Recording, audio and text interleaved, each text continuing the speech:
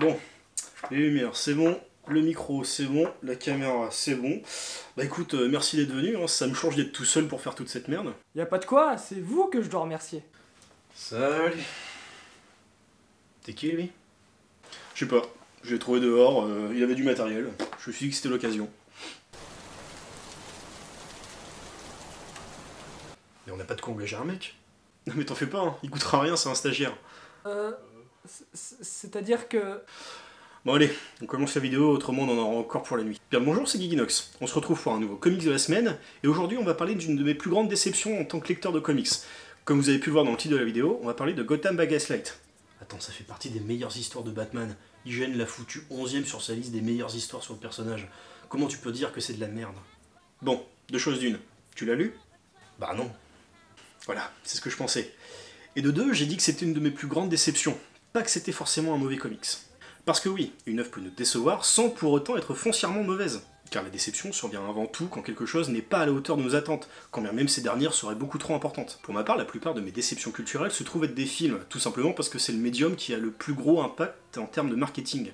Des mois avant la sortie d'un film, on va se retrouver matraqué par des bandes annonces qui nous montrent des plans assez flatteurs du film, des affiches placardées sur les bus ou les murs de nos villes, et les différents acteurs qui partent faire la promotion de leur film un peu partout, que ce soit sur les plateaux de télé, mais aussi sur internet.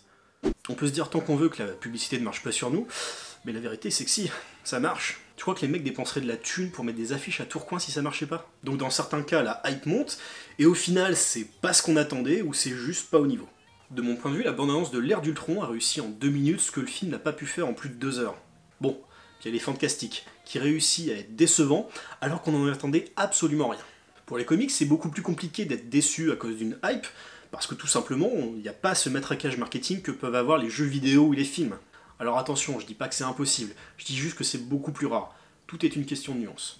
Mais là où un comics peut générer des attentes, c'est quand il atteint le statut de classique. C'est le cas d'un Watchmen par Alan Moore, d'un Sin City par Frank Miller, ou dans une moindre mesure, de ce Gotham by Gaslight. Eh ben, encore une introduction depuis dans 3 plombes, ça au moins ça va pas changer. Quoi? J'ai pas le droit d'introduire mon sujet? Ah si, mais faut quand même avouer que c'est long. Mais va te faire. C'est vrai qu'au final, on pourrait essayer de raccourcir l'intro, c'est un peu long, et puis ça sert vraiment à l'analyse. Ferme-la. Et là on n'en perd pas du temps. Non, je trouve ça plutôt pertinent en fait. Et constructif, parce qu'une bonne vidéo, c'est avant tout un plan travaillé avec un texte bien fait, bien construit. Pour ce comics, on retrouve au dessin Mike Mignola. Et si ce nom vous dit quelque chose, c'est tout simplement parce que c'est le créateur de Hellboy et de son univers. Ah, et Gotham by Gaslight est sorti en 1989, soit 5 ans avant le début d'Hellboy. Gardez ça en tête. Au scénario, on retrouve Brian Augustine, qui est principalement connu pour ce récit, mais aussi pour son run sur le personnage de Flash. Bon, de quoi parle ce Gotham by Gaslight? Nous sommes au 19e siècle, et nous retrouvons Bruce Wayne, un aristocrate gothamien, qui rentre dans sa ville natale après avoir parcouru le monde. Il a entrepris ce voyage pour devenir meilleur dans tout un tas de domaines différents. Et ce, afin de pouvoir retrouver le meurtrier de ses parents, et de devenir le héros dont Gotham a besoin, Batman. Petit problème, alors que celui-ci rentre tout juste dans les rues de Gotham, d'étranges meurtres ont lieu en ville. Des meurtres s'apparentant bizarrement à Jack the Ripper. À qui? Jack the Ripper.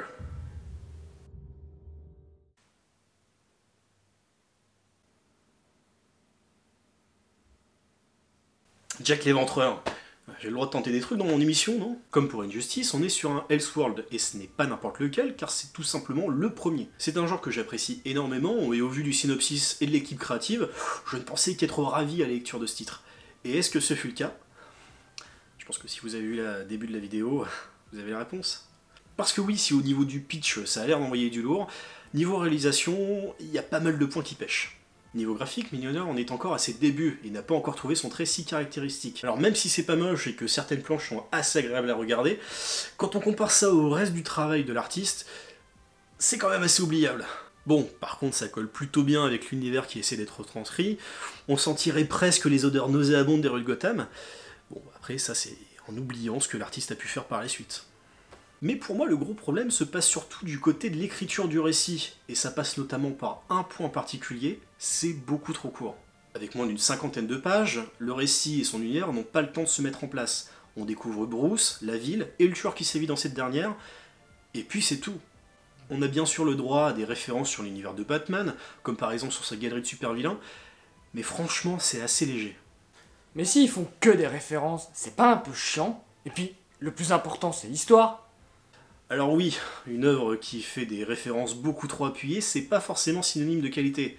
Mais on va pas se le cacher, retrouver des personnages que l'on connaît dans un univers totalement différent, ça fait partie des plaisirs qu'on a à lire un Elseworld. Bon, et puisqu'il faut parler de l'histoire, on va le faire, et comme on va spoiler comme des gros sagouins, j'invite ceux qui voudraient découvrir l'œuvre par eux-mêmes à aller à ce timecode. Et pour les autres, et ceux qui sont les plus téméraires, voici un plan de 5 secondes assez gênant.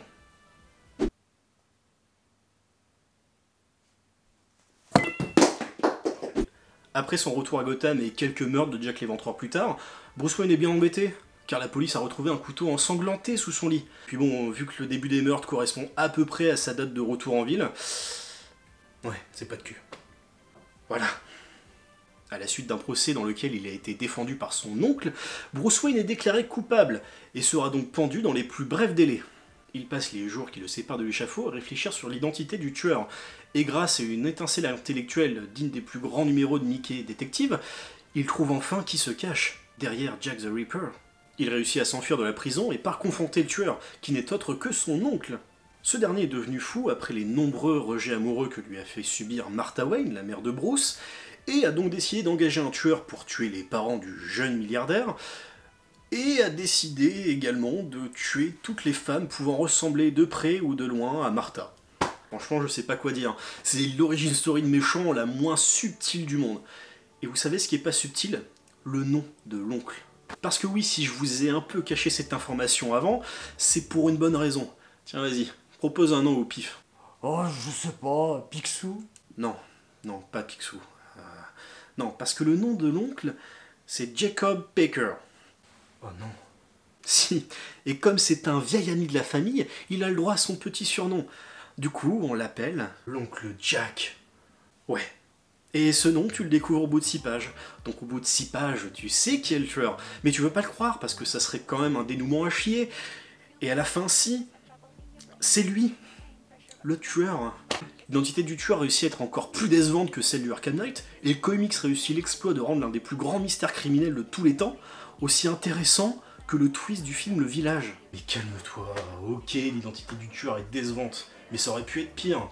Au moins, il a du sens dans cet univers. Regarde le Chapelier fou. Il en a du sens pour toi? Ah oui, c'est juste qu'il est fou, il est dans sa fantaisie, et donc du coup, il recherche son Alice. Et pour toi, l'oncle Jack n'a pas de sens parce que son personnage est juste fixé sur Martha et que...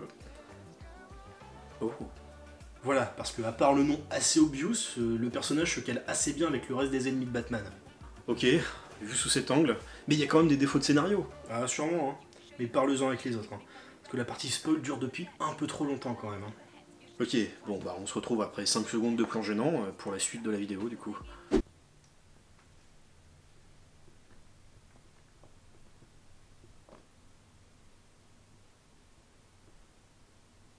Pour finir avec le scénario, je trouve qu'il ne va pas assez loin.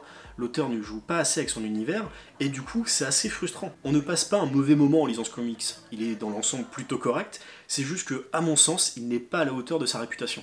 Dans l'édition française, nous avons droit à la suite du récit, intitulé Master of the Future, toujours avec Augustine au dessin, mais avec un dessinateur qui change. C'est donc Eduardo Barreto qui prend la place de Mignola, avec cette fois-ci un style complètement différent. Bon, je ne parlerai pas de cette suite dans la vidéo, déjà parce que je n'ai pas envie de spoiler le récit original, et deuxièmement parce que j'en ai pas spécialement envie en fait. En vrai, cette suite n'est pas spécialement essentielle, et même si je trouve que l'exploration de l'univers est un peu plus approfondie, bah c'est assez oubliable. Par contre, si vous voulez découvrir Gotham by Gaslight, je vous conseille tout simplement de regarder l'adaptation en dessin animé. On aurait pu avoir peur après le désastre qu'a été Killing Joke par les équipes de Bruce Timm, mais pourtant cette fois-ci ils ont vraiment réussi à adapter ce comics. Vu qu'on a Bruce Timm à la réalisation, le style graphique se rapproche de la série Batman des années 90, et du coup ça colle parfaitement avec l'histoire du film. Le film est un direct-to-vidéo, donc on est loin de ce qu'a pu nous proposer un Spider-Verse. Mais clairement, on a le droit à des passages assez épiques, et globalement ça tient la route, même si on peut déplorer certains décors assez vides. Et vu qu'on est devant un long métrage d'environ 1h20, le récit a plus le temps de se poser, il s'attarde sur plus de points, et forcément, l'univers n'en devient que plus riche. L'histoire diffère pas mal de celui du comics, mélangeant le récit original ainsi que sa suite, tout en apportant quelques modifications plutôt bienvenues. Vous pouvez donc regarder cet animé sans vous gâcher la lecture, et ça, bah, c'est plutôt cool. Voilà, je crois qu'on a fait le tour. Vous voulez rajouter quelque chose? Oui. J'ai pas compris de quoi on parlait en fait. Ok. Moi aussi j'ai un truc à dire. Non, non, vous parlez plus vous.